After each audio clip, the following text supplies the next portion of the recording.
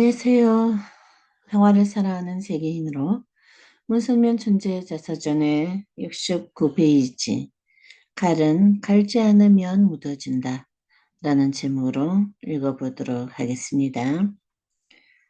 보통 학교를 마친 뒤 서울로 거처를 옮긴 나는 흑석동에서 자취를 하며 경성 상공실모학교에 다녔습니다. 서울의 겨울은 무척 추웠습니다. 영하 20도 가지 기온이 떨어지는 것이 보통이었고 그럴 때마다 한강물이 얼어붙곤 했습니다. 산동성에 있었던 자취집은 우물이 깊어 누레박줄이 10번 이상 들어갔습니다. 은이 자주 끊어지는 바람에 쇠사슬을 엮어서는데 우물물을 퍼올릴 때마다 누레박줄이 손에 쩍쩍 들러붙어서 입으로 호호 불어가며 물을 길어야 했습니다. 날이 추우니 숨쉬를 살려 뜨거질도 많이 했습니다. 스웨터도 또 입고 뜨거운 양말이나 모자, 장갑도 모두 직접 뜨거질을 해서 만들었습니다. 내게 든 모자가 얼마나 예뻤던지 그 모자를 쓰고 나가면 다들 나를 여절어 볼 정도였습니다. 하지만 한겨울에도 내 방에 불을 넣어 본 적이 없습니다. 불을 넣을 형편도 못했지만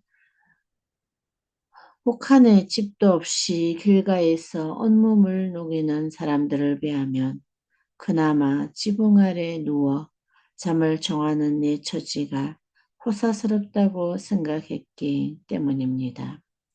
하루는 하도 추워 알전구를 화덕처럼 구라하는 채 이불을 뒤집어 쓰고 잤다가 뜨거운 전구에 대어 살갗이 벗겨진 적도 있었습니다. 지금도 서울 하면 그때의 추위가 먼저 떠오릅니다. 밥을 먹을 때는 반찬은 늘 하나 이상 밥상에 올려본 적이 없습니다. 언제나 일식일찬, 반찬 한 가지만 좋겠습니다.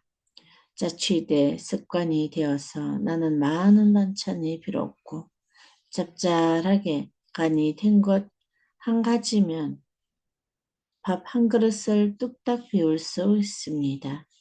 지금도 밥상에 반찬을 수두룩 올려놓는 것을 보면 괜히 번거로운 생각이 듭니다. 서울에서 학교 다녔던 시절에도 나는 전심을 먹지 않았습니다. 산으로 쏘다니던 어릴 적 습관 덕분에 하루 두 끼면 배고픈 줄도 모르고 생활할 수 있었습니다. 그런 생활을 서른이 되도록 계속했습니다. 그렇게 서울 생활은 나에게 살림살이의 고단함을 철감하게 했습니다. 1980년대에 흑석동을 찾아가 보니 놀랍게도 하숙하던 집이 그대로 남아 있었습니다. 내가 살던 문간방이며 빨래가 널린 마당이며 수십 년 전 그대로였습니다. 다만 손을 호호 불어가며 찬물을 길어 올라오던 우물은 사라져 안타까웠습니다. 그 시절 내 좌우면은 우주주간을 바라기 전에 자주간을부터 완성하라였습니다. 내 몸을 먼저 단련한 다음에야 나라를 구하고 세상을 구할 일이 있다는 뜻입니다. 나는 식욕은 물론 일체의 감성과 욕구에 흔들리지 않고 몸과 마음을 내 의지대로 주관할 수 있을 때까지 기도와 명상, 운동과 수련으로 나를 단련시켰습니다. 그래서 밥을 한 끼 먹어도 봐봐 내가 준비하는 일이 걸음이 되어다오 하며 먹었고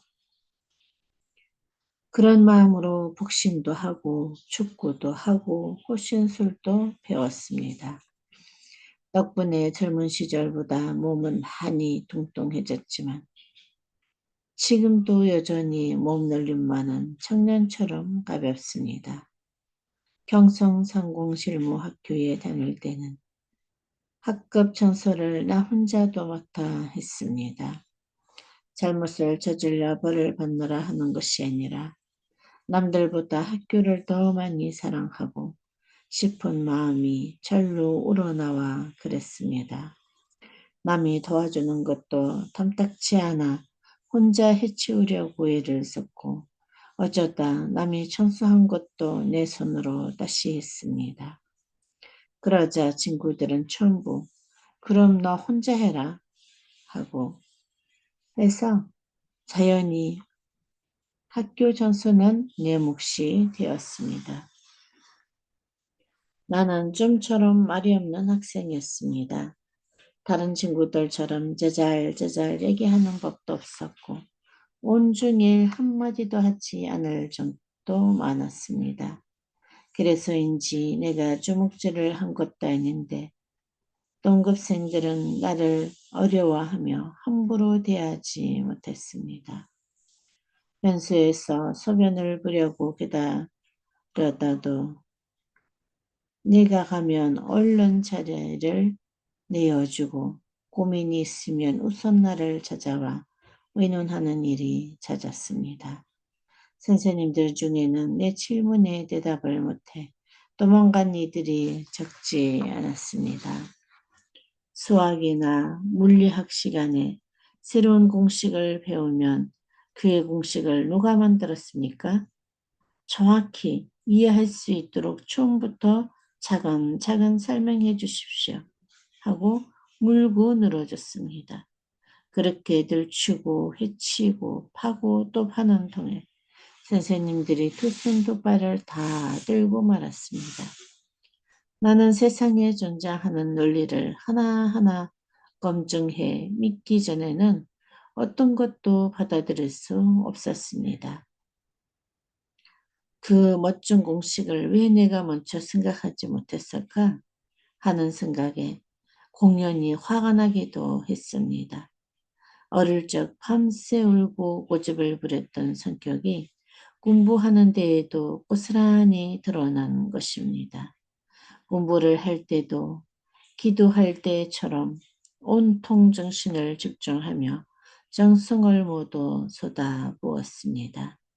모든 일엔 정성을 들여야 합니다. 그것도 하루 이틀이 아니라 언제나 정성을 들여야 합니다. 한 번 서고 갈지 않은 칼은 무뎌지기 마련입니다. 정성도 마찬가지입니다. 매일 칼을 날카롭게 갈아 나를 세운다는 마음으로 꾸준히 지속해야 합니다. 무슨 일이든 정성을 들이면 자기도 모르는 새 신비스러운 경지에 들어가게 됩니다. 붓을 잡은 손에 정성을 넣어서 이 손에 위대한 화가가 와서 나를 돕는다 하고 정신을 집중하면 세상을 깜짝 놀라게 하는 그림이 탄생합니다. 나는 남들보다 바르고 정확하게 얘기하려고 말하기 훈련에 정성을 다했습니다. 골방에 들어가 가, 갸, 거, 겨, 갈, 날, 달, 널 소리를 내어 빨리 말하는 연습을 했습니다. 삐리리릭 하고 내가 하고 싶은 말을 순식간에 버붓는 훈련을 한 것입니다. 그래서 남들이 한마디 할 때 열마디 할 만큼이 빨라졌습니다.